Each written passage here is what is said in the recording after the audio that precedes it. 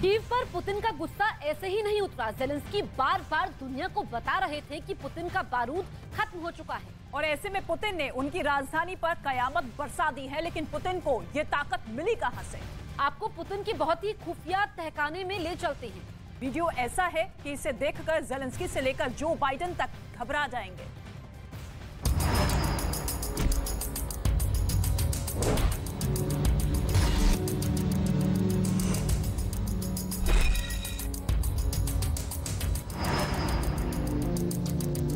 Putin का तहखाना, Putin का बहुत ही सीक्रेट अड्डा, और वहां से आया है ज़ेलेंस्की और बाइडेन को परेशान करने वाला वीडियो।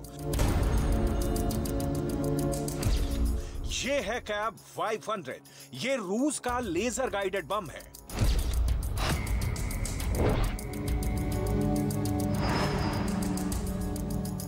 ये कैब 250, ये बम सैटेलाइट से गाइड किया जाता है। वजन है 250 किलो।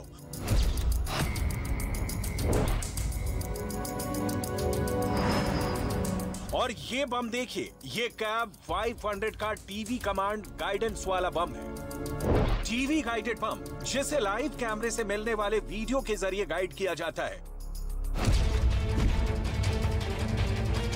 पुतिन ने अपने हथियार फैक्ट्री की नुमाइश शुरू कर दी है। पुतिन दुनिया को बता रहे हैं कि उनके पास मिसाइल और बम की कोई कमी नहीं है। यहाँ पुतिन ने दिमित्री मेदवेदेव को भेजा, जो रूस के राष्ट्रपति भी रह चुके हैं और अब पुतिन के सबसे खास लोगों में माने जाते हैं। पुतिन के इस बहुत ही भरोसेमंद लीडर को यूक्रेन वाली स्ट्रेटेजी का बहुत अहम हिस्सा कहा जाता है। मेदवेदेव रूस की हर हथियार फैक्ट्री का जायजा ले रहे हैं और दावा किया कि रूस के हथियारों का स्टॉक कमजोर पड़ने वाला नहीं है। इससे पहले पुतिन ने जो जो मांगा उन्हें मिला है।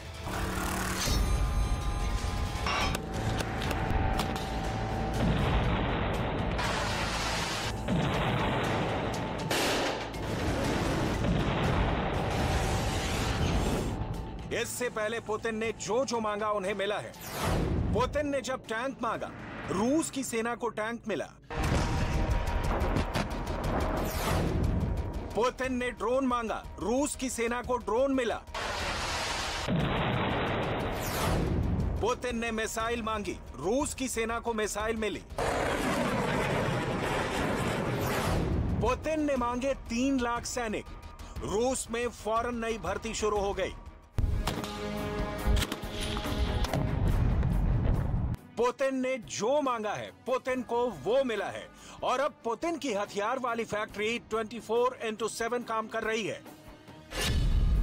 पुतिन की हथियार फैक्ट्री देखिए, इसमें टैंक भी बन रहा है, इसमें मिसाइल भी तैयार हो रही है, इसमें ड्रोन भी बन रहे हैं और इसमें बम और गोला बारूद भी तैयार हो रहा है। इस फैक्ट्री में एक बड़े मिशन मोड में काम चल रहा है। पुतिन यहाँ जरा भी देरी नहीं चाहते। पुतिन यहाँ हफ्तों के 7 दिन और दिन के 24 घंटे काम करवा रहे हैं। पुतिन की हथियार फैक्ट्री में क्या क्या बन रहा है, कौन कौन से हथियार तैयार हो रहे हैं, इसकी पूरी डिटेल आपको बताएंगे। ये ऐसी डिटेल है जिस पर ज़ेलेंस्की से ज्यादा नजर बाइडेन की है, नाटो देशों की है, क्योंकि यहाँ का प्रोडक्शन रेट तय करेगा कि पुतिन का युद्ध कितने दिन चलेगा। पुतिन इस रेट को 100% वाली गारंटी से बरकरार रखना चाहते हैं। हथियारों का प्रोडक्शन बढ़ा और असलहा तेजी से तैयार हुआ तो पुतिन ज्यादा दिन तक युद्ध कर पाएंगे। हथियारों का प्रोडक्शन थमा और गोला बारूद कम तैयार हुआ तो पुतिन का युद्ध और उनका नाटो के खिलाफ एजेंडा औंधे मुंह गिर जाएगा। पुतिन को अपने हथियारों की फैक्ट्री की पल पल की अपडेट चाहिए। पुतिन की नजर फैक्ट्री के उत्पादन पर है। पुतिन की नजर हथियारों की लॉन्चिंग और उससे थर्राते यूक्रेन के शहरों पर भी है। पुतिन नहीं चाहेंगे कि उनका प्रोडक्शन रेट गिरे। वो नहीं चाहेंगे कि हथियारों की फैक्ट्री खामोश पड़े।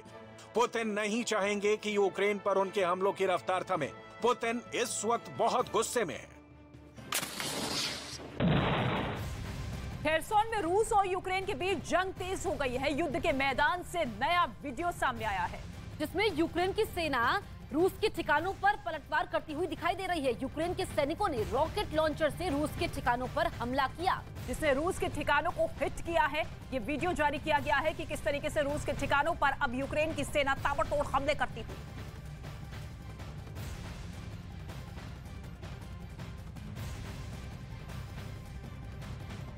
रूस इस वक्त यूक्रेन को सप्लाई किए जा रहे हथियारों को लेकर बहुत ज्यादा फिक्र में है। पुतिन को यूक्रेन में चल रहे युद्ध की हर बारीक रिपोर्ट दी जा रही है और इस पर पुतिन का फीडबैक अब एक ऑर्डर की तरह माना भी जा रहा है। पुतिन का ऑर्डर ये है कि सैनिकों को जिस भी हथियार की जरूरत हो उसे तुरंत सप्लाई किया जाए।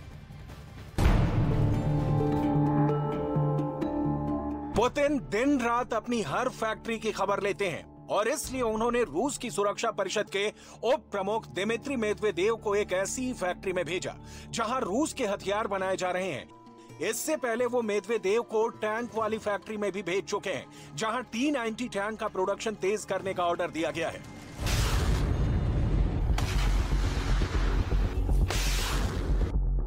यूक्रेन के युद्ध को 9 महीने हो चुके हैं। रोज बड़े पैमाने पर मिसाइल और बाकी हथियार खत्म हो रहे हैं। इसमें कोई शक नहीं कि पुतिन इस वक्त हथियारों की सप्लाई को लेकर बहुत ज्यादा प्रेशर में है।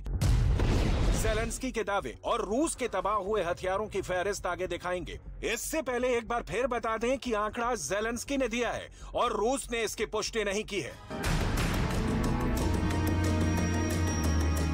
पुतिन को होने वाले नुकसान का अंदाजा इस वीडियो को देखकर लगाइए जब ज़ेलेंस्की की एयर डिफेंस मिसाइल ने पुतिन के एक फाइटर जेट को मार गिराया। पुतिन का फाइटर बहुत नीची उड़ान भर रहा था। पायलट को यकीन था कि उसका कुछ नहीं बिगड़ेगा। ये है रूस का बॉम्बर फाइटर सुखोई 25। ये जहाज यूक्रेन की फॉर्मेशन को बहुत ज्यादा नुकसान पहुंचा चुका है। अचानक इस विमान से एक मिसाइल टकराती है और इस फाइटर का मिशन ओवर हो जाता है। पायलट एजेक्ट करता है, यानी वो सीट समेत पैराशूट के जरिए विमान से बाहर जाता है। जब पायलट पैराशूट से नीचे आ रहा होता है तब एक दूरी पर विमान को गिरते हुए और आग के गोले में तब्दील होते देखा जा सकता है। रूस को अभी तक जो नुकसान हुए हैं उसमें हर तरह के विमान हैं। इनमें फाइटर जेट्स भी हैं और अटैक हेलीकॉप्टर भी हैं और ड्रोन भी हैं। विमानों में सुखोई 24 से लेकर सुखोई 25 और सुखोई 27 विमान भी हैं, जबकि आधुनिक जेट्स में सुखोई 30 से लेकर सुखोई 34 से लेकर सुखोई 35 विमान भी हैं।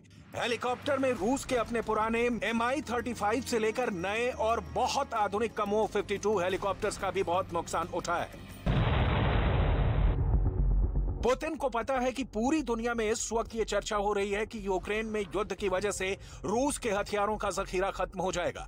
पुतिन को यूक्रेन में चल रहे युद्ध की हर बारीक रिपोर्ट दी जा रही है और इस पर पुतिन का फीडबैक अब एक ऑर्डर की तरह माना जा रहा है। पुतिन के रक्षा मंत्री और उनके ऑर्डर को शब्द ब शब्द लागू करने वाले सर्गेई शोइगु ने रूस के सभी कमांडर्स की मीटिंग ली और स्क्रीन पर बड़े बड़े हथियारों को दिखाकर अपने सभी जनरल से रिपोर्ट मांगी।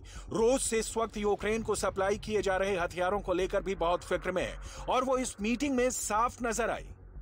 Европейские страны демонстративно игнорируют элементы ядерного шантажа со стороны украинской власти, например, провокации в отношении Запорожской атомной станции. Зная о попытках Киева создать грязную ядерную бомбу, а также готовности разместить на своей территории ядерное оружие стран НАТО, недавно президент Украины призвал страны Запада нанести превентивные ядерные удары по России.